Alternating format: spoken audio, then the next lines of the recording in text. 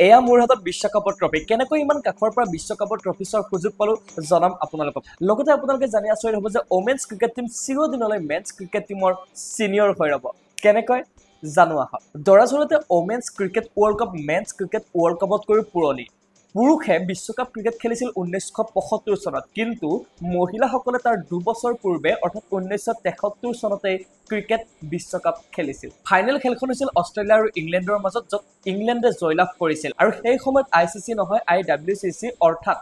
international women's cricket কাউন্সিলে পাতিছিল women's cricket world cup পিছে যদিও মহিলাই 1973 চনতে ক্ৰিকেট বিশ্বকাপ খেলিছিল কিন্তু সেই বিশ্বকাপত অংশগ্ৰহণ কৰা নাছিল ভাৰতে কিয়নো তেতিয়ালৈ ভাৰতত ওমেন্স ক্ৰিকেট বোৰ্ড গঠনেই হোৱা নাছিল ভাৰতে অংশগ্ৰহণ কৰে 1978 চনৰ বিশ্বকাপতহে আৰু সেই বিশ্বকাপ ক্ৰিকেট অনুষ্ঠিত হৈছিল ভাৰতৰ মাটিতে বৰ্তমানলৈ এবাৰো ভাৰতীয় মহিলা দলে জয়লাভ কৰা নাই বিশ্বকাপ ক্ৰিকেট কিন্তু এইবাৰ বহুতৰে ফেভাৰিট টিম ভাৰত বৰ্তমানলৈ অষ্ট্ৰেলিয়াই 7 বাৰ ইংলেণ্ডে 4 বাৰ আৰু নিউজিলেণ্ডে জয়লাভ কৰিছে এবাৰকৈ বিশ্বকাপ ক্ৰিকেট তাৰ বিপৰীতে ভাৰতে 2005 আৰু 2017 ৰানাৰ্ছ আপৰ খিতাপ অৰ্জন কৰিছে